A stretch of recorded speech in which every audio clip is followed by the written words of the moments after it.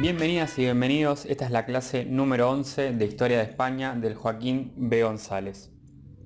¿Quién iba a pensar que el cuatrimestre nos encuentra nuevamente en situación de aislamiento obligatorio y virtualidad? Pero bueno, vamos a intentar hacer lo posible. En esta etapa vamos a cambiar ligeramente la modalidad. Yo voy a seguir subiendo las clases a YouTube, pero voy a tratar de grabar clases más cortas, principalmente centradas en audios y no tanto en recursos visuales. Esperamos que pueda cumplir con esa promesa de no extenderme demasiado. ¿Por qué simplifiqué la modalidad? Bueno, porque quiero poner especial hincapié en la lectura de la constante. Y como también adelanté en el mail, vamos a ir intercalando cuando hay un tema muy complejo que entiendo que no se puede tratar de forma grabada, vamos a complementar con una conferencia virtual por Zoom.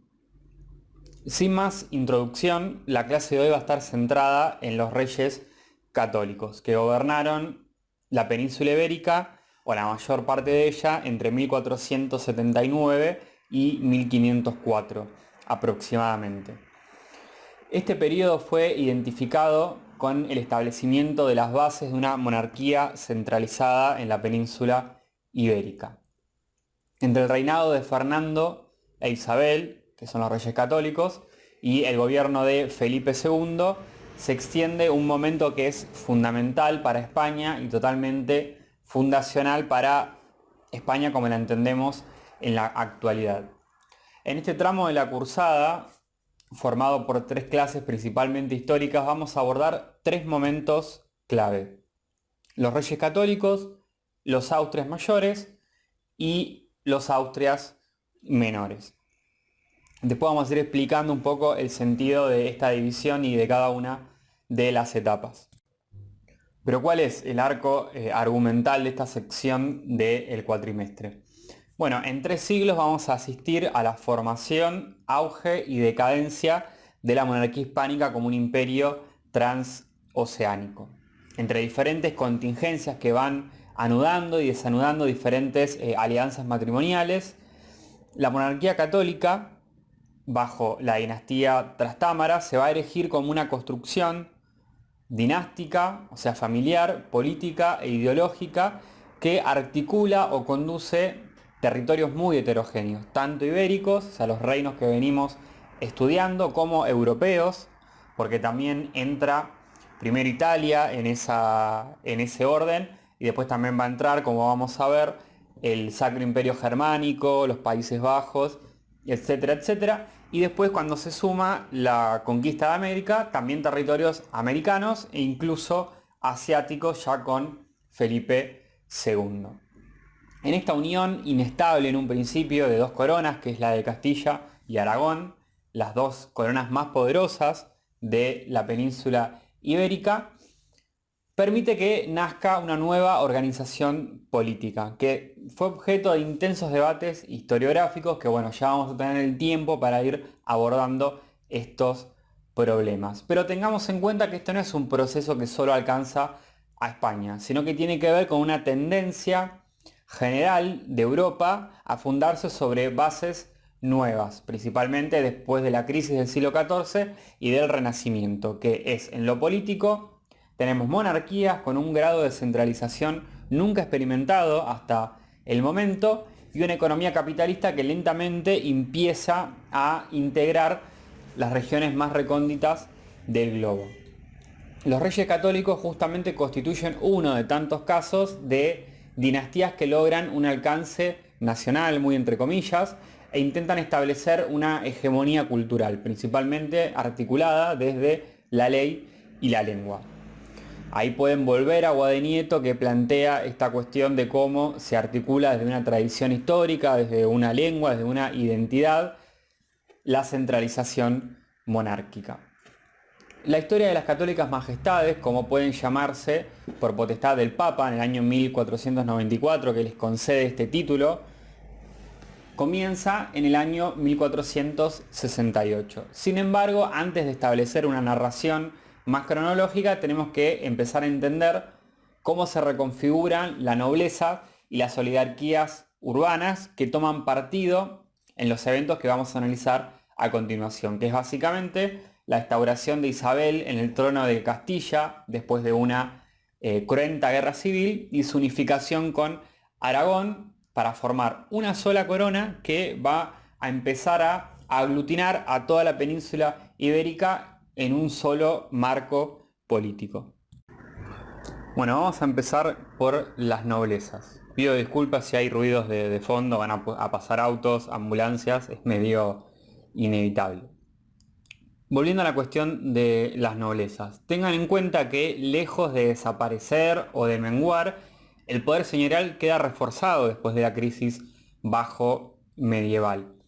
Porque, bueno, principalmente tenemos estas mercedes enriqueñas, que ya las vimos, pero está bueno repasarlas, que son concedidas por Enrique II a sus partidarios después de vencer en esa primera guerra civil castellana en el año 1366 y 1369.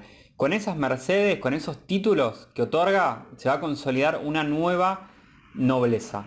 La aristocracia se reacomoda en los aparatos centralizados del Estado. Recordemos que ya percibe el impuesto central y no tanto la renta feudal.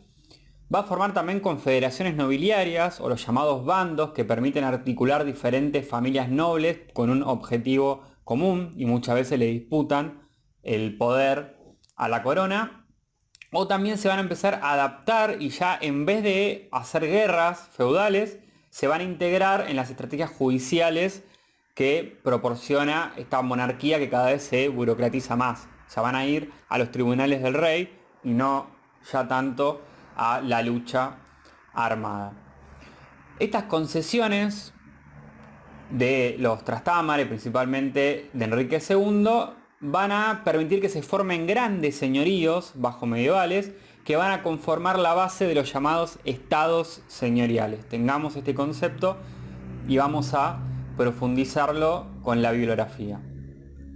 Estas entidades, estos estados feudales, representan la versión más extrema, más concreta de este poder señorial, ya que van a vincular títulos nobiliarios como de conde, marqués, duque, etc., con el derecho sobre gobernar y ejercer la justicia en un territorio determinado.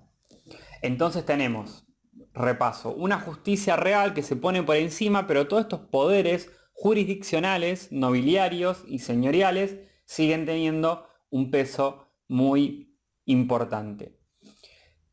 Y después vamos a profundizar un poco más en cómo se transmiten estos estados señoriales, pero no quiero avanzar demasiado en esta cuestión.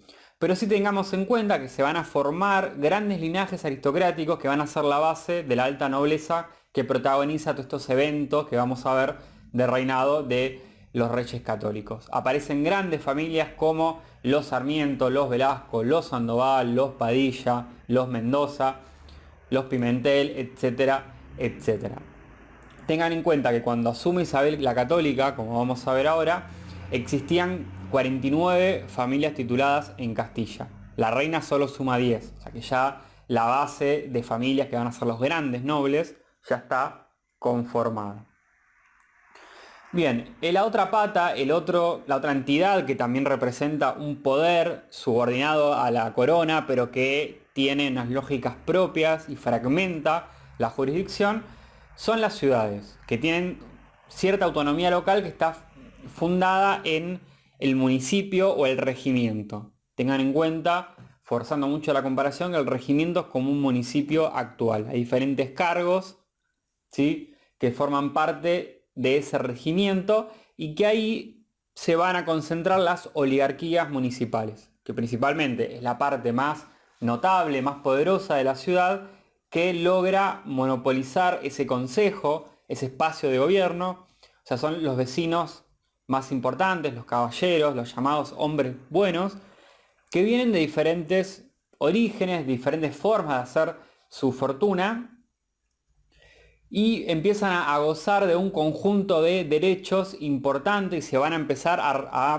digamos, a tener los cargos monopolizados y nos van a transmitir de generación en generación y van a tener el derecho de cobrar las rentas reales y también de ocupar tierras que en un principio eran comunales, o sea, empiezan a concentrar una influencia importante en el medio local. ¿Cómo juegan la nobleza y la oligarquía en estos acontecimientos que vamos a relatar? Bueno, hay que tener en cuenta que el camino de los Reyes Católicos comienza con la muerte del príncipe Don Alfonso en 1468, que era el que iba a heredar supuestamente la corona después de Enrique IV, que era el rey que estaba gobernando en ese momento.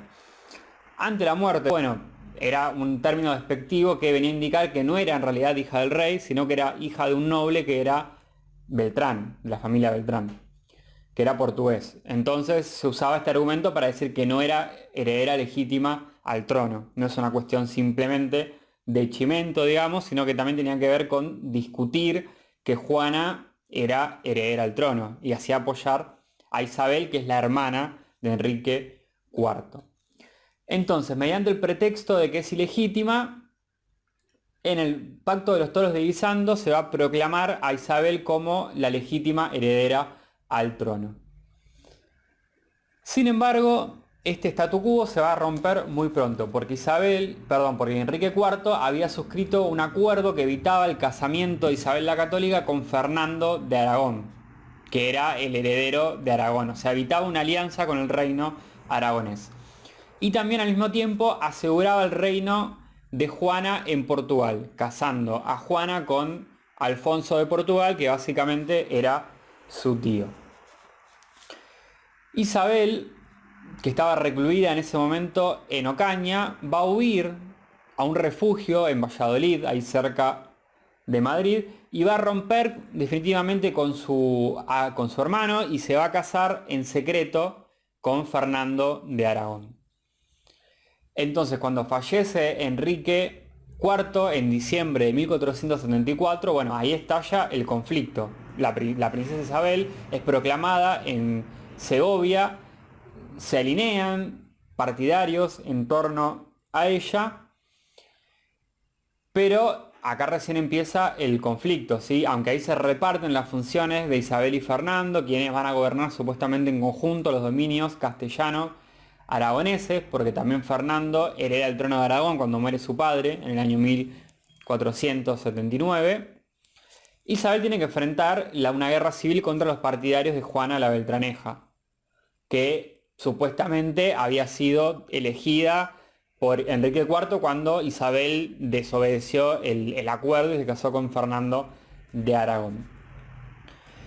En fin, en esta guerra pronto se empieza a involucrar diferentes potencias, porque Portugal va a ver que la alineación de Castilla con Borgoña e Inglaterra y con Aragón, y la ruptura de la alianza castellano-aragonesa, bueno, puede traer una amenaza a la corona portuguesa. Entonces reclama, ¿no?, el trono para doña Juana, la Beltraneja, y la herencia de Enrique.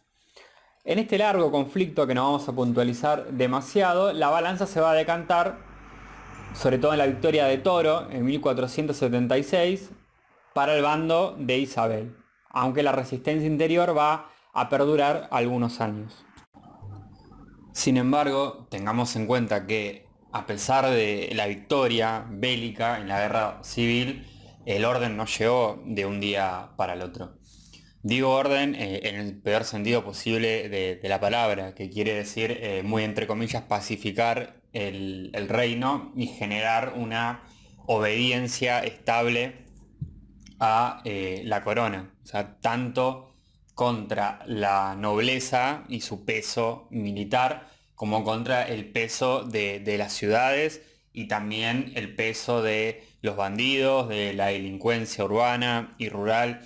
En fin, toda una serie de cuestiones que trababan supuestamente el desarrollo que había tenido la economía hasta ese momento en este siglo XV, que ya es de crecimiento comercial y productivo después del estancamiento que analizamos en el siglo XIV.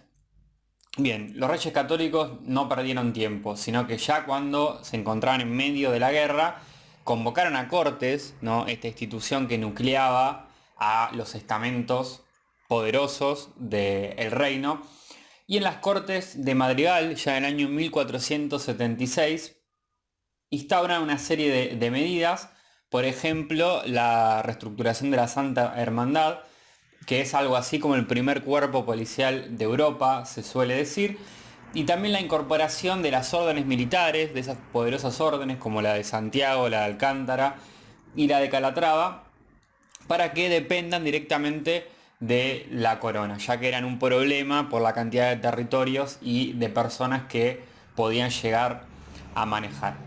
Y también los reyes prohibieron la tenencia de armas y la construcción de fortalezas no autorizadas por la corona. Recordemos que las fortalezas, los castillos, era un factor fundamental del anclaje del poder de los señores.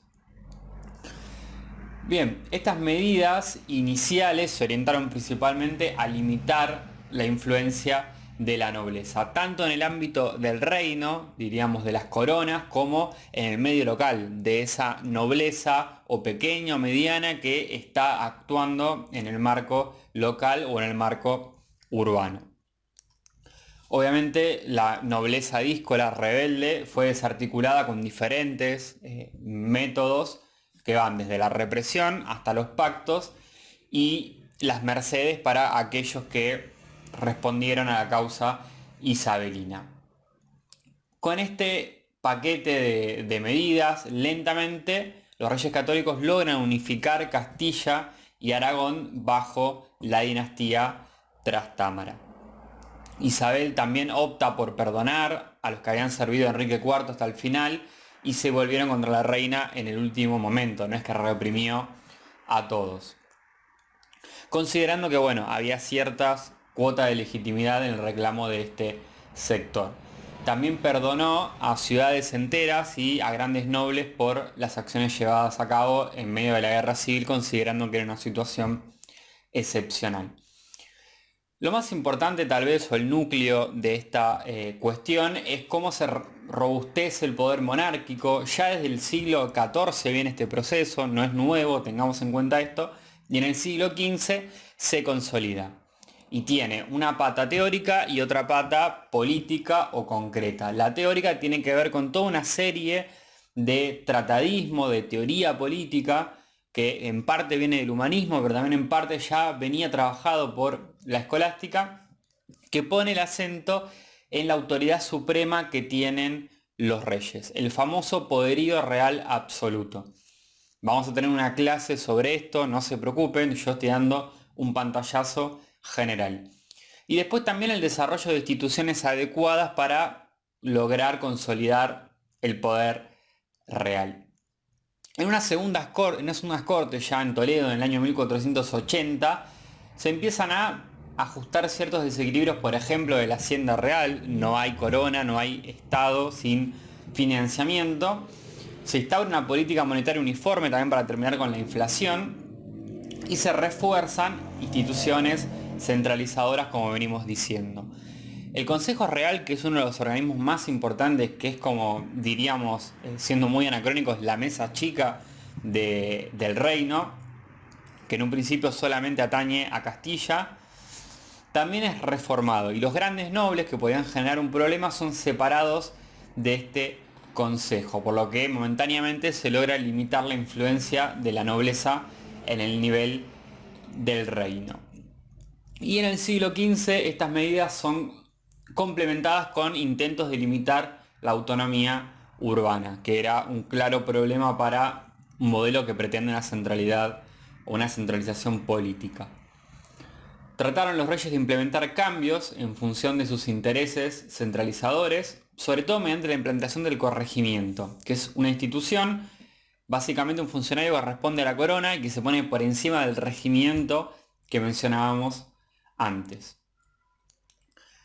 Sin embargo, la reina igual no pudo terminar con estos bandos locales que se repartían los cargos, estas oligarquías. No pudo erradicarlas completamente. Aunque los bandos nacionales, entre comillas, nobiliarios, pudieron ser limitados, no tuvo el mismo éxito en el plano local.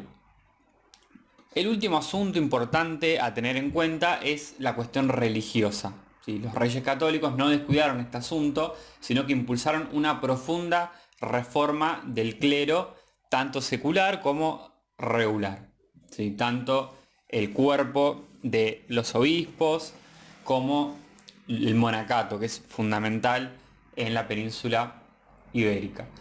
Y el problema de la unidad de la fe, de unificar a toda la población mediante la religión, fue atendido mediante la famosa Nueva Inquisición, que es introducida en Castilla en 1478.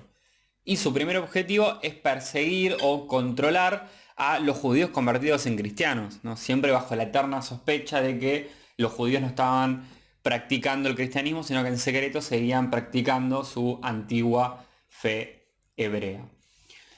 Esta institución también es después implantada en Aragón, Cataluña y Valencia, después en el año 1483. Y ahí va a entrar en acción Tomás de Torquemada, que es un clérigo muy conocido y muy importante, que va a tener autoridad desde la Inquisición sobre después también Castilla y la mayoría del reino. También vamos a tener una clase sobre Inquisición, porque es un tema muy neurálgico. Pero hay que decir que decimos Nueva Inquisición porque ya había existido otra fundada en el siglo XII. La diferencia es que esta nueva depende directamente de la corona, ya no depende del papado como la anterior. Y se ajusta a esta intención de los monarcas católicos de identificar el credo religioso con la comunidad política que se estaba formando. No es otra cosa que aglutinar, de generar cierto orden homogéneo que logre unir a la población bajo el proyecto monárquico. Y el año 1492 es clave al respecto. Tienen lugar dos hechos muy conocidos. Primero, la llegada a América, así que recién se inicia el proceso de conquista, y los reyes van a recibir el patronato de Indias por parte del papado, que les reconoce amplias atribuciones sobre las iglesias que se vayan a implantar en el Nuevo Mundo, y reconocen la responsabilidad de evangelizar que tiene la corona, ¿no? Empieza esta larga alianza entre la fe y la espada. El segundo hecho fundamental es la toma final del reino de Granada, que era el último reducto bajo autoridad musulmana que estaba en la península. Ya termina la presunta y famosa reconquista. Y por último, los judíos que decidieron permanecer en su credo van a ser expulsados también en 1492, mientras la Inquisición sigue persiguiendo a los conversos. Y los musulmanes, que se les había prometido cierta protección en el reino de Granada, van a ser expulsados en el año 1501, solo van a permanecer los conversos, los musulmanes conversos, que después vamos a ver que se van a llamar mudéjares. Y en 1501, los musulmanes que decidieron permanecer en su fe van a ser expulsados después de las revueltas de Albaicín y Alpujarras, que son usados más bien como un pretexto y es una cuestión que despierta una larga discusión en la historiografía. En fin, llegando ya a la conclusión, en esta clase dimos un pantallazo de los Reyes Católicos, que es la primera etapa, y en la clase siguiente vamos a puntualizar en los llamados autres mayores, que son básicamente Carlos I de España y Felipe II de España.